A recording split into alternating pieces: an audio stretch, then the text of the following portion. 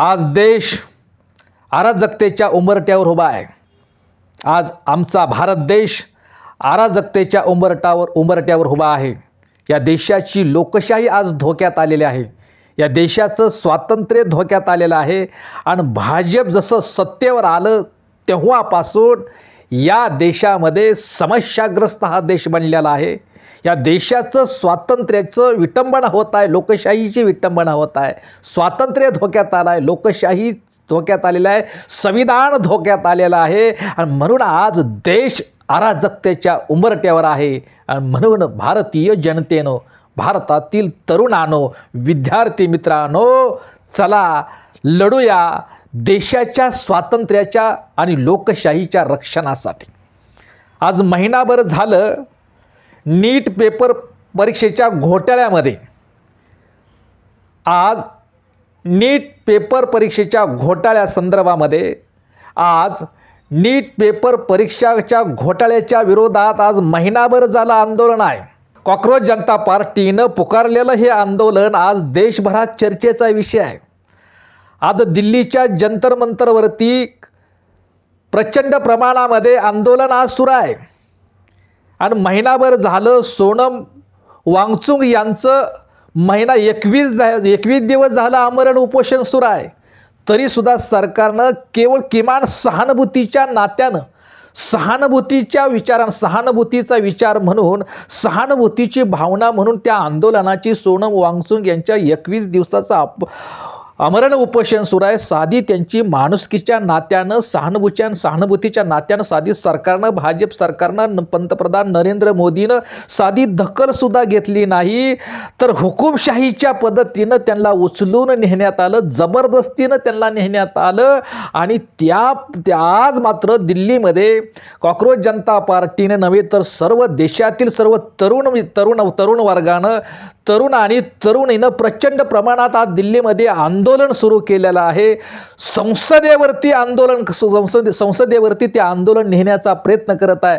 Cockroach जनता पार्टीनं दिल्लीमध्ये पुकारलेलं आंदोलन, त्या आंदोलनात महाराष्ट्रासहित सर्व राज्यातील सर्वच पक्षांनी या आंदोलनाला पाठिंबा दिला आहे। सर्वच भारतीय तरुण आणि विद्यार्थी वर्गाने या आंदोलनामध्ये पाठिंबा दिला नाही तर सहभाग नोंदवलेला आहे। आणि अशा प्रकारचं या आंदोलनाला देशव्यापी असं स्वरूप आलेलं आहे। सर्वच देशातील सर्व स्तरातून या आंदोलनाला पाठिंबा नव्हे तर सहभाग नोंदवलेला आहे आणि आपापल्या परीनं आपापल्या राज्यामध्ये नव्हे तर प्रत्यक्ष दिल्लीच्या जंतर मंतरवरती जाऊन या आंदोलनाला पाठिंबा आणि सहभाग दिला आहे। आणि आंदोलन हे संसदेवरती जात आहे आणि ते सरकारनं मात्र पोलीस बळाचा वापर करून हे आंदोलन रोखण्याचा प्रयत्न होत आहे। खरं तर महिनाभर झालं सोनम वांगचुक यांचं आमरण उपोषण सुरू आहे, पण माणुसकीच्या नात्यानं सरकारला याची दखल घेऊ वाटली नाही। भाजपची सत्ता जशी देशात आली तेव्हापासून लोकशाहीनं आणि भारतीय संविधानानं आणि लोकशाहीच्या माध्यमातून दिलेला जो लोकशाही सनदशीर मार्ग जे आंदोलन आहे, मग ते उपोषण असेल, धरणं आंदोलन असेल, मोर्चा असेल, सरकार विरोधातलं जे आंदोलन आहे ते पोलीस बळाचा वापर करून भाजप सरकार ते आंदोलन चिरडून टाकण्याचा प्रयत्न करत आहे, ते आंदोलन उलथून टाकण्याचा प्रयत्न करत आहे, ते आंदोलन मोडून टाकण्याचा प्रयत्न करत आहे। जे सरकार विरोधात असलेलं जनतेचं न्याय हक्काचं आंदोलन आज पोलिसांच्या बळाचा वापर करून सरकार ते आंदोलन मोडीत आहे। खरं तर लोकशाहीच्या नावाखाली या देशामध्ये आज हुकुमशाही सुरू आहे।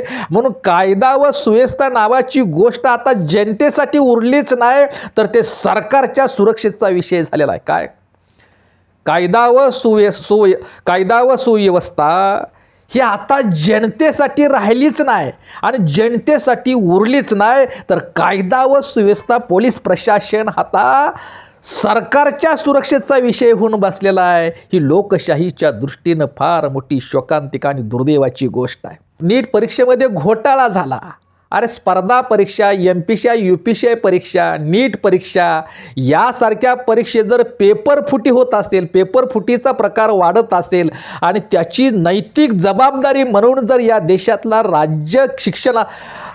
राज्यातील शिक्षण मंत्री किंवा केंद्रातील शिक्षण मंत्री नीट पेपर परीक्षेमध्ये जर पेपर फुटीचे प्रमाण वाढत असतील आणि अशा पद्धतीनं जर शिक्षणाचं वाटोळ होत असेल तर याची नैतिक जबाबदारी स्वीकारून राज्याचा शिक्षण मंत्री आणि केंद्राचा शिक्षण मंत्री नैतिक जबाबदारी स्वीकारून जर राजीनामा देत नसेल आणि त्याचं रक्षण करण्याकरता सरकार आपली सत्तेचा गैरवापर करत असेल आणि त्याच केंद्रीय शिक्षण मंत्र्याच्या राजीनाम्यासाठी हे आंदोलन प्रचंड प्रमाणात आंदोलन देशभरात ते आंदोलन वाढलेलं आहे आणि या आंदोलनाला सर्व स्तरातून, सर्व पक्षातून, सर्व जाती धर्मातून, युवक युवतीतून तरुणांनी याला जबरदस्त असा पाठिंबा दिलेला आहे आणि ते आंदोलन आज दिल्लीमध्ये सुरू आहे. खरं तर मी मागे सुद्धा म्हटलं होतं की हे प्रचंड प्रमाणात आंदोलन आहे, देशव्यापी स्वरूपी आंदोलन आलेलं आहे, तरी सुद्धा मागणी मात्र किरकोळ आहे. मी मागच्या वेळेस सुद्धा असं बोललो होतो की केंद्रीय शिक्षण मंत्री धर्मेंद्र प्रधान यांचा राजीनामा घेऊन हा प्रश्न सुटणार नाही, म्हणून त्या राजीनाम्याची केवळ धर्मेंद्र प्रधान यांची राजीनामा एवढंच या आंदोलनाचं उद्दिष्ट असता कामा नाही. एवढं मोठं व्यापक आंदोलन आहे, देशव्यापी आंदोलन आहे. दिल्लीच्या जंतर संबंध दिल्लीवरती आता आंदोलनाची आज गर्दी, तुफान राडा सुरू आहे, तुफान गर्दी घुसळली आणि उद्दिष्ट मात्र एवढंच केंद्रीय शिक्षण मंत्री धर्मेंद्र प्रधान यांचा राजीनामा याच्यासाठी हे उपोषण असता कामा नाही. सोनम वांगचुकचं यांनी केवळ शिक्षण मंत्र्याच्या राजीनाम्याच्या मागणीसाठी हे उपोषण असता कामा नये. शिक्षण मंत्री धर्मेंद्र प्रधान यांच्या राजीनाम्यासाठी हे आंदोलन असता, हे देशव्यापी आंदोलन जे सुरू आहे त्याचं उद्दिष्ट धर्मेंद्र प्रधान यांच्या राजीनाम्यापुरता असता कामा नये, तर शिक्षण मंत्री धर्मेंद्र प्रधान यांचा राजीनामा घेऊन हा प्रश्न सुटणार नाही, तर भाजपची धर्मव्यवस्थेची सत्ताच उलथून टाकावं लागेल. शिक्षण हे राष्ट्र निर्माण करणारं साधन आहे. काय? शिक्षण हा माणूस, समाज आणि राष्ट्र निर्माण करणारं साधन आहे. ज्या देशामध्ये शिक्षणाचं भवितव्य चांगलं आहे, त्या देशामध्ये तरुणांची संख्या जास्त आहे, त्या देशामध्ये शिक्षणाला महत्त्व दिलं जातं, ज्या शिक्षणी या पवित्र अशा क्षेत्रामध्ये सरकार त्याचं पावित्र्य राखतं, तोच देश प्रगतीपथावर जावतो. त्या देशामध्ये शिक्षणाच्या माध्यमातून विद्यार्थ्यांचं, तरुणांचं भवितव्य घडवलं जातं. केवळ शिक्षण हे नोकऱ्या मिळवण्याचं साधन नाही, तर शिक्षणातून केवळ त्या विद्यार्थ्यांचं, तरुणांचं भवितव्य नाही घडत, तर शिक्षणातून त्या तरुणांचं तर भवितव्य घडतंच, पण त्यातून या देशाचं सुद्धा भवितव्य घडतं. कारण शिक्षण हे राष्ट्र निर्माण करण्याचं साधन आहे. हे राष्ट्र निर्माण करणाऱ्या साधनामध्ये जर भ्रष्टाचार होत असेल, काळा बाजार होत असेल, तर कसं देश प्रगतीपथावर जाय, कसं देश प्रगती करणार? आपल्याकडे एक चित्रपट येऊन गेला, काय त्याचं नाव होतं? शिक्षणाच्या आईचा घो. परंतु मी या ठिकाणी म्हणेल, शिक्षणाचा आईचा घो म्हणण्याऐवजी भाजप शिक्षणामध्ये बट्ट्याबोळ करणारा, शिक्षणाचा खेळखंडोबा करणारा, नीट पेपर परीक्षेचा पेपर फुटीसारखे घटना घडून शिक्षणामध्येच भ्रष्टाचार करणारा, शिक्षणाचा खेळखंडोबा करणारा, शिक्षणाचा बाजार मांडणाऱ्या भाजप सरकारच्याच आईचा घो असं म्हणावं लागेल. केवळ शिक्षणाचा खेळखंडोबा नाही, तर या देशाच्याच भवितव्याचा खेळखंडोबा करणाऱ्या भाजप सरकारच्याच आईचा घो असं म्हणावं लागेल. खरं तर आज भाजप सरकार जसं सत्तेवरती आलं तसं लोकशाही संस्था मोडीत काढलेल्या आहे. संविधानात्मक संस्था आज मोडीत काढलेल्या आहे. सत्तेच्या बळावर त्याने विरोधी पक्षच अस्तित्वात ठेवला नाही. सत्तेच्या बळावर त्याने विरोधी पक्षामध्ये फूट पाडलेली आहे. सत्तेच्या बळावरती विरोधी पक्षात फूट पाडून विरोधी पक्षच ठेवायचं नाही असं धोरण सरकारनं अवलंबलं आहे. न्यायपालिका, पोलीस प्रशासन, निवडणूक आयोग, राष्ट्रपती इत्यादी संविधानात्मक संस्थेवरती सत्तेच्या बळावरती भाजपनं कब्जा केलेला आहे. भाजपनं आपल्या प्रभावाखाली घटनात्मक संस्थाचा गैरवापर सुरू केलेला आहे. त्यामुळं आज या देशाचं स्वातंत्र्य धोक्यात आलेलं आहे. या देशाचं संविधान आणि लोकशाही धोक्यात आलेलं आहे आणि म्हणून देश आज अराजकतेच्या उंबरठ्यावर आहे. हे लक्षात घ्या. देश आज अराजकतेच्या उंबरठ्यावर आहे आणि म्हणून चला लढूया देशाच्या स्वातंत्र्यासाठी आणि देशाच्या स्वातंत्र्य आणि लोकशाही आणि संविधानाच्या रक्षणासाठी जन आंदोलन करावं लागेल, लढावं लागेल. आणि त्या लढ्याचं उद्दिष्ट हे किरकोळ असता कामा नाही. काय त्या लढ्याचं उद्दिष्ट हे किरकोळ असता कामा नये. म्हणून आज देशभरात, दिल्लीमध्ये नव्हे तर महाराष्ट्रामध्ये आणि देशभरामध्ये जे आज विविध ठिकाणी जो आंदोलन सुरू आहे, जन आंदोलनाचा आक्रोश सुरू आहे, जन आंदोलनाचा जो सैलाब सुरू आहे, त्याचं केवळ उद्दिष्ट या देशातील शिक्षण मंत्री असणाऱ्या धर्मेंद्र प्रधानाचा राजीनामा घेऊन प्रश्न सुटणार नाही. तो धर्मेंद्र प्रधानाचा राजीनामा घेऊन या देशातील शिक्षणामध्ये चाललेला जो भ्रष्टाचार, काळा बाजार हा संपणार नाही. काय आणि ते नैतिकदृष्ट्या खरं तर नैतिकतेची चाड असती तर स्वतः धर्मेंद्र प्रधान यांनी कधीच राजीनामा दिला असता. जनाची नाही मनाची तर लाज असती तर या देशाचे पंतप्रधान नरेंद्र मोदी यांनी तो राजीनामा कधीच घेतला असता. आंदोलनाला सामोरे गेले असते. काय देशाचे पंतप्रधान नरेंद्र मोदी सोनम वांगचुक यांच्या उपोषण सोडण्यासाठी ते स्वतः गेले असते. विद्यार्थ्यांचे जर रस्त्यावरती विद्यार्थी येऊन आपल्या भवितव्यासाठी नव्हे तर देशाच्या भवितव्यासाठी आज रस्त्यावरती येऊन आंदोलन करतोय, याची नैतिक जबाबदारी आणि घटनात्मक जबाबदारी म्हणून या देशाचे पंतप्रधान असणाऱ्या नरेंद्र मोदीने स्वतः विद्यार्थ्यांच्या त्या आंदोलनाला सामोरं जायला पाहिजे होतं, पण ते गेले नाहीत. म्हणून केवळ धर्मेंद्र प्रधान यांचा राजीनामा काय मागताय तर पंतप्रधान नरेंद्र मोदींचाच राजीनामा मागितला पाहिजे.